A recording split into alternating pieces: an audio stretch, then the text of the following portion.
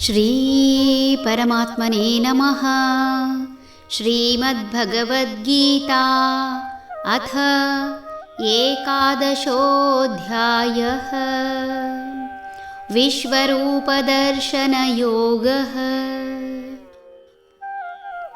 ಯಥಾ ಪ್ರದೀಪ್ತಂ ಜ್ವಲನಂ ಪತಂಗಾಃ ವಿಶಂತಿ ನಾಶಾಯ ಸಮೃದ್ಧವೇಗಾಃ ತಥೈವ ನಾಶಾಯ ವಿಶಂತಿ ಲೋಕಾಃ ತವಾಪಿ ವಕ್ತ್ರಾಣಿ ಸಮೃದ್ಧವೇಗಾಃ.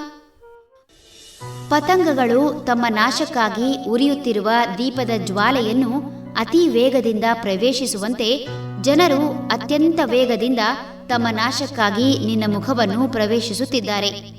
ಪ್ರತಿಯೊಂದು ಜೀವಿಯು ದೇಹ ಭಾರವಾಗಿ ಸಹಿಸಲಾರದೆ ನೋವಾದಾಗ ನೆನೆಯುವುದೇ ಭಗವಂತನನ್ನು. ಗುಣಪಡಿಸಲಾಗದ ನೋವು ಅನ್ನಿಸಿದರೆ ಈ ಜನ್ಮ ಸಾಕು ಮಾಡು ಎಂದು ಮೊರೆ ಹೋಗುವುದು ಭಗವಂತನನ್ನೇ. ನೋವಿನಿಂದ ನರಳುವ ಜೀವಿಗಳನ್ನು ದೇಹದಿಂದ ಬಿಡುಗಡೆಗೊಳಿಸಲು ಯಮನಾಗುವ ಭಗವಂತ ತನ್ನೆಡೆಗೆ ಸೆಳೆದು ಮುಕ್ತಿ ಕರುಣಿಸಲು ದೇವರಾಗುತ್ತಾನೆ.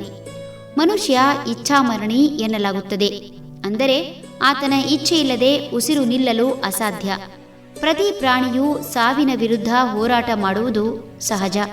ಆದರೆ ಸಹಿಸಲಾರದ ನೋವಾದಾಗ ಸಾಕಿನ್ನು ಈ ಜೀವನ ಎಂಬ ಮನಸ್ಥಿತಿ ಬರುವುದು ಸಹಜ.